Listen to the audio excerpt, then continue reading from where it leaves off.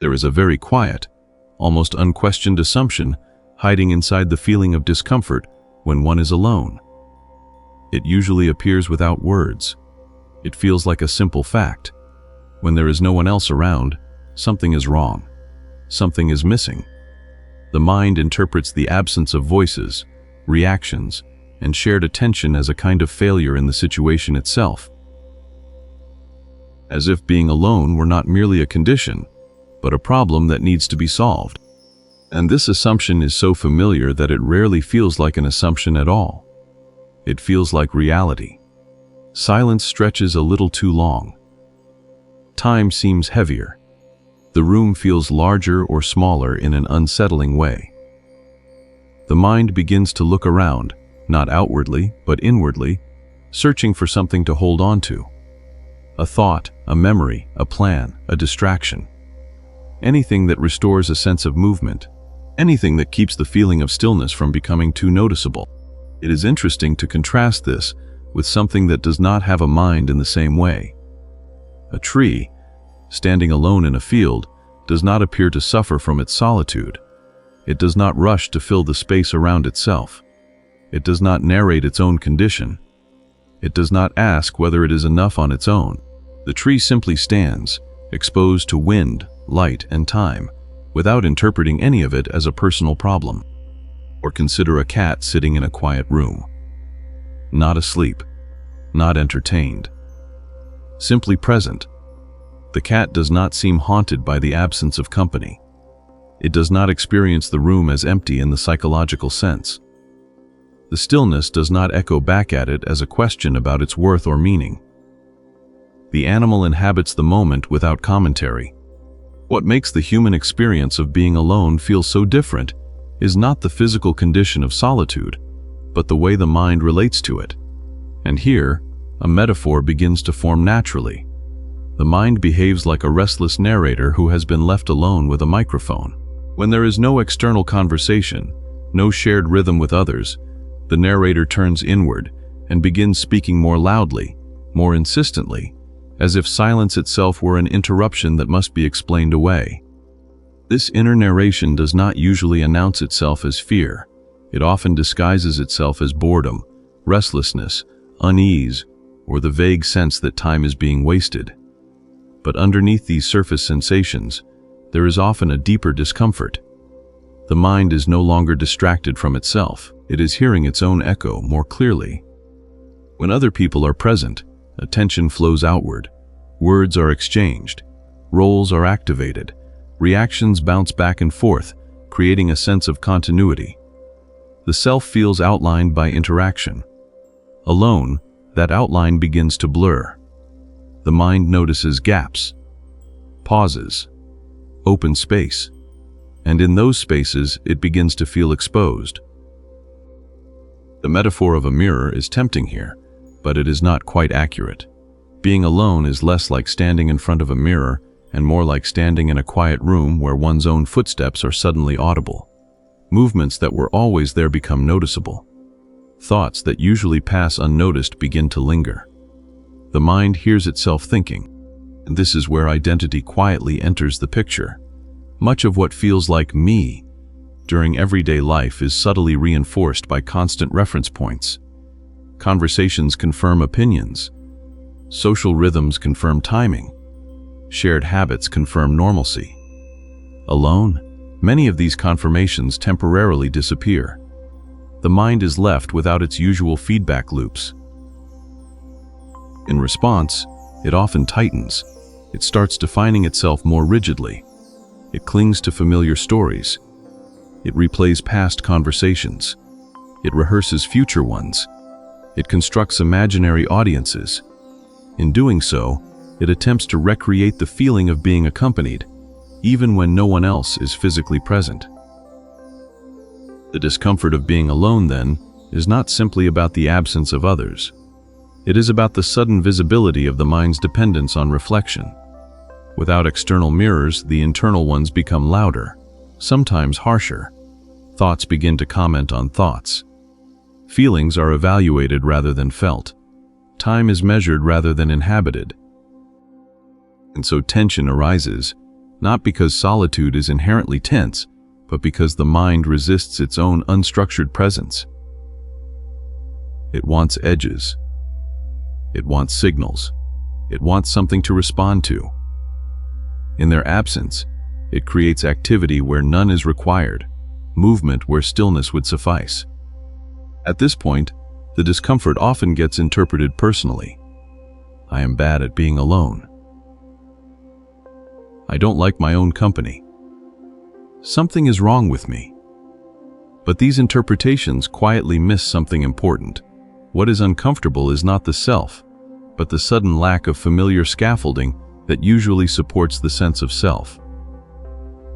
When everyday life is examined closely, it becomes clear how rarely true aloneness occurs. Even when physically alone, there are devices, notifications, background noise, ambient voices.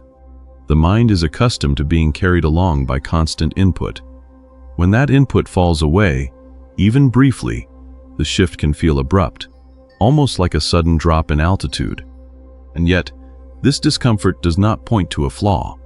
It points to a habit of constant orientation towards something else, a habit of defining presence through interaction, a habit of equating silence with absence rather than space. The mind, when left alone, does not immediately know how to rest in openness. It has been trained, over time, to interpret openness as uncertainty, and uncertainty as a threat. So it fills the space with noise, stories, and subtle forms of pressure. It leans forward, searching for something to grab. This is not a mistake. It is simply how the mind has learned to function. And noticing this, not fixing it, not correcting it, but noticing it, begins to slightly change the quality of being alone.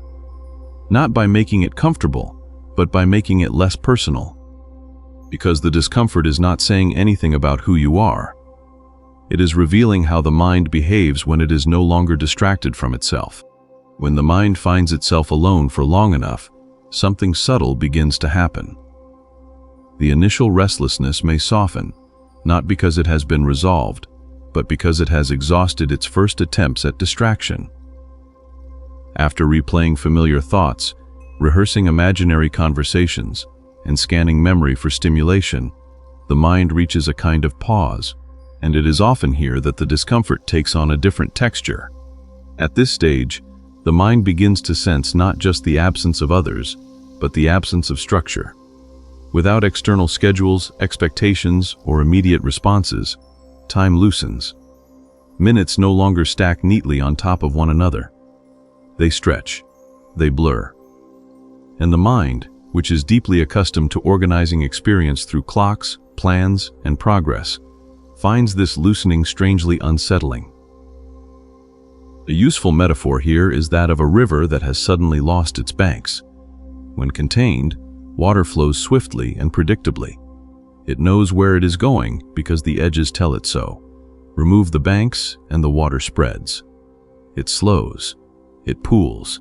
It does not disappear, but it no longer behaves in the same way. The mind, when alone, experiences something similar. Without the banks of social rhythm and external demand, attention spreads outward and inward at once. This spreading is often misread as emptiness, but it is not empty in the sense of lacking content. It is empty of direction, and direction for the mind is deeply comforting. Direction gives meaning to effort. Direction creates a sense of movement through time. Without it, the mind begins to feel as though it is drifting. Drifting, however, is not a neutral word in the mind's vocabulary. It carries connotations of being lost, of wasting time, of falling behind. So as attention spreads, a quiet anxiety emerges.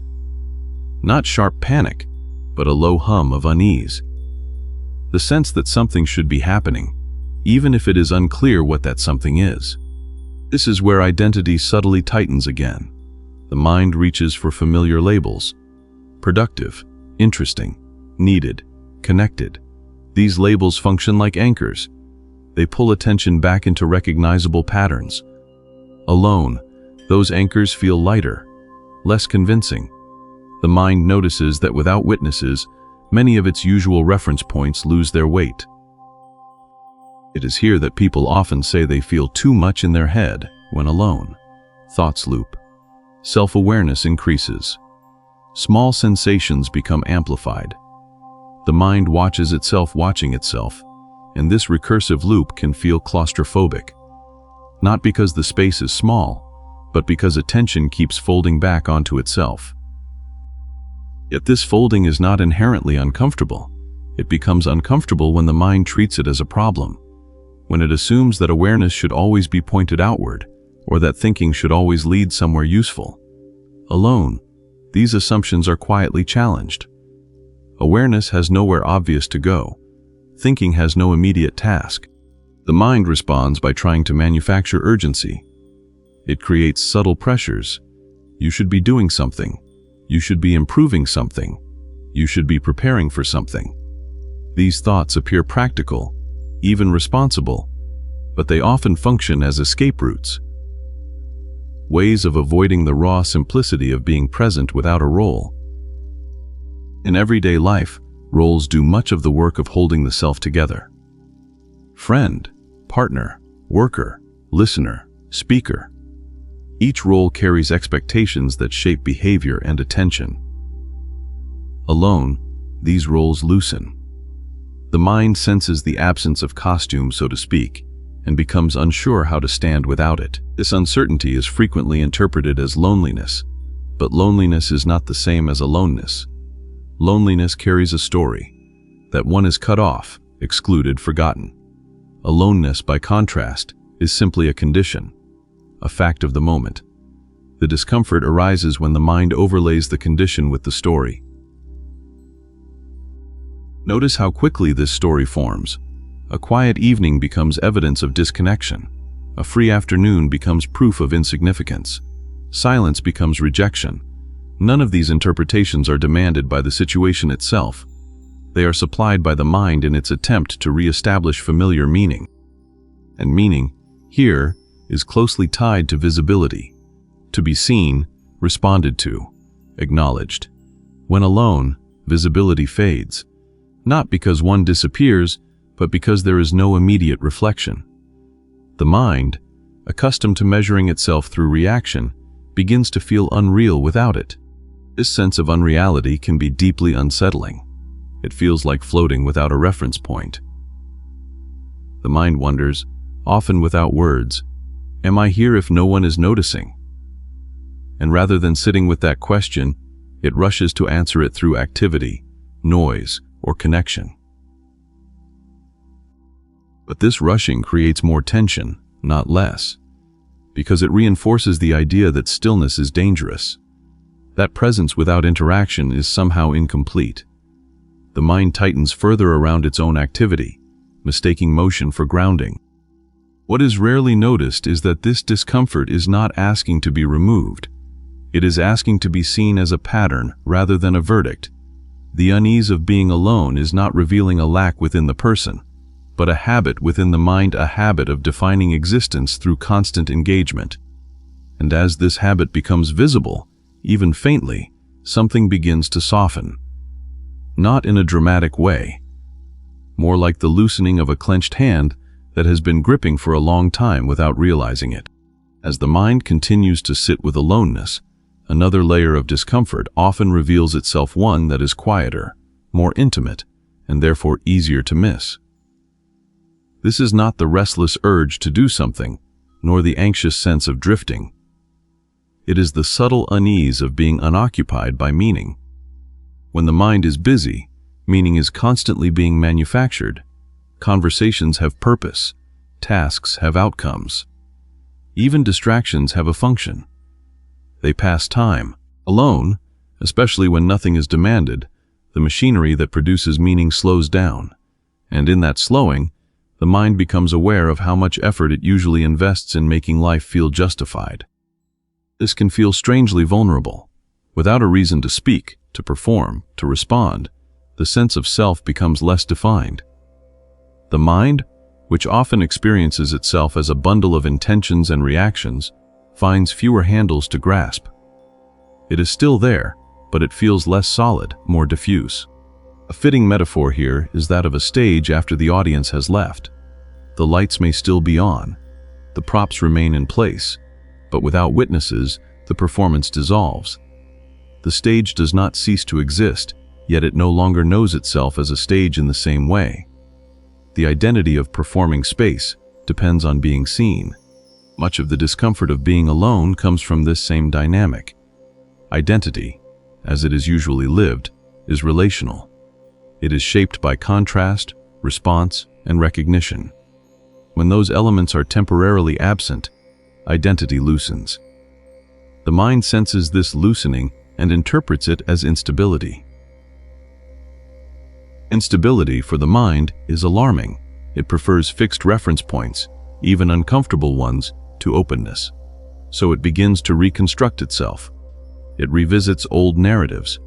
Who I am, what I've done, what I should become. These narratives offer structure, but they also reintroduce tension. They pull attention back into time, into past, and future, away from the simplicity of the present moment. Notice how often, when alone, the mind drifts toward memory or anticipation. Rarely does it remain with what is directly here: the chair, the light, the breath. These are too simple, too quiet. They do not affirm identity. They do not confirm progress. They merely exist. And this is precisely what makes them uncomfortable to attend to. They do not answer the unspoken question the mind keeps asking. What does this say about me? In the absence of an answer, the mind fills the gap with commentary. This commentary often carries a tone of judgment. Am I wasting time? Am I falling behind? Shouldn't I be doing more? These questions feel personal, but they arise from a deeper assumption that existence must be continuously validated through activity or connection. Aloneness exposes that assumption by removing its usual supports. Without others to react, approve, or engage, the mind loses some of its usual reassurance. It becomes aware of its own need for confirmation, and this awareness can feel unkind, even humiliating. Yet there is nothing wrong with the need itself. It has been learned gradually, through years of social conditioning. From early on, attention is linked with safety, belonging, and survival. The nervous system remembers this. So when attention fades, even temporarily, a low-level alertness emerges. This alertness is not dramatic. It does not announce itself as fear. It feels more like discomfort, unease, the sense that something is off. The mind interprets this sensation as a problem with being alone, rather than recognizing it as a familiar response to reduced stimulation. What complicates matters further is that modern life offers constant ways to escape this discomfort. Screens, sounds, notifications. Aloneness is rarely allowed to unfold fully. It is interrupted before it can reveal its deeper texture. And so the discomfort remains mysterious, unresolved, and therefore threatening. When aloneness is not escaped, however, when it is allowed to linger, it begins to change character. Not necessarily becoming pleasant, but becoming less dramatic. The mind notices patterns in its own behavior, how quickly it narrates, how urgently it seeks purpose, how uncomfortable it is with open-ended presence. This noticing does not fix anything. It does not remove discomfort, but it introduces a small gap between the experience and the interpretation of the experience. The discomfort is still there, but it is no longer immediately labeled as failure or deficiency. In that gap, something quiet becomes possible. Not insight in the grand sense, but a softening of resistance. The mind begins, however tentatively, to recognize that it does not need to resolve aloneness in order to survive it. And this recognition does not arrive as a conclusion. It arrives as a subtle shift in tone. The inner voice becomes less urgent. The pressure to define the moment eases slightly. Time continues to stretch, but it no longer feels quite as accusatory. The discomfort of being alone does not disappear here. It remains, but it loses some of its authority. It is no longer taken as evidence of something wrong. It becomes just another sensation moving through awareness, like any other. As aloneness continues, something almost paradoxical begins to emerge, not as a breakthrough, not as relief, but as a quiet reorientation. The mind starts to sense that what it has been struggling against is not the condition of being alone, but the demand that the experience should feel a certain way. Throughout everyday life, feelings are constantly evaluated: comfortable or uncomfortable, useful or useless, productive or wasted. Alone, this evaluative habit becomes more visible because there is less to distract from it. The mind keeps asking whether the moment is acceptable, whether it is leading somewhere, whether it justifies itself. When these questions are not answered, tension accumulates. Not because something is missing, but because something is being demanded of the moment that it was never meant to provide. Aloneness does not offer validation. It does not confirm identity. It does not promise significance. And this absence can feel unsettling to a mind trained to equate value with feedback. Here, the earlier metaphor of the river without banks returns, but in a slightly different light. Without banks, the river does not stop being water. It simply moves differently. It spreads, reflects the sky, slows its pace. From the perspective of efficiency, this may look like stagnation. From another angle, it is simply water responding to openness. The mind, when alone, is asked to do something similar, not to improve, not to arrive, but to exist without constant direction. This is deeply unfamiliar territory. The mind has learned to move by friction, by resistance, goals, and comparison. Remove these, and it feels as though movement itself has vanished. But movement has not vanished. It has changed form. It becomes less obvious, less dramatic, more like the subtle shifting of light across a wall or the slow settling of dust in a quiet room. These changes are easy to overlook because they do not announce themselves as progress. In this quieter mode, everyday life begins to look slightly different. Work is no longer just a means of proving usefulness. Interaction is no longer the sole confirmation of existence. Even time loosens its grip. Hours pass without needing to justify themselves as well spent or poorly spent. This does not mean the mind stops thinking.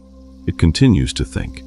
But the thinking is less urgent, less insistent.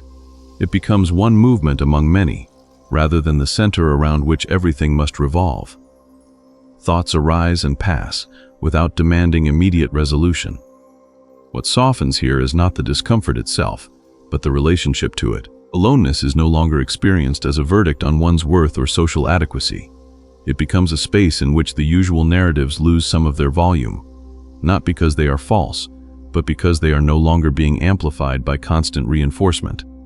This is why aloneness can feel uncomfortable, and yet strangely honest. It removes many of the mirrors through which identity is usually maintained. What remains is not a clearer self, but a quieter field in which the self does not need to perform so continuously. Everyday moments begin to re-enter this field without needing to be framed. Washing a cup, sitting near a window, hearing distant sounds. None of these experiences say anything important about who one is, and in that sense, they are deeply unburdened. The mind may still resist this simplicity. It may still reach for distraction or connection. There is nothing wrong with that. These movements do not need to be corrected. They can be seen as part of the rhythm of attention, moving in and out of engagement. What changes, subtly, is the assumption that aloneness is a problem to be solved. It becomes something closer to weather, sometimes heavy, sometimes light, sometimes uncomfortable, but not personal, not an indictment, not a failure of character or capacity. And in this shift, the experience of being alone no longer demands a solution. It does not need to turn into insight or peace. It simply exists as one mode of being among many. The mind, when it stops insisting that the moment justify itself, finds that the discomfort of aloneness loses its sharp edge. It is still there, but it no longer defines the space. It moves through awareness like a passing current rather than a permanent condition. Nothing dramatic happens here. No conclusion is reached. There is only a gentle easing of the grip, the recognition that being alone does not need to feel comfortable in order to be complete. And in that recognition, the room remains quiet. Time continues. The mind continues. But the silence is no longer quite so hostile. It is simply there, open, unclaimed, and unconcerned with how it is interpreted.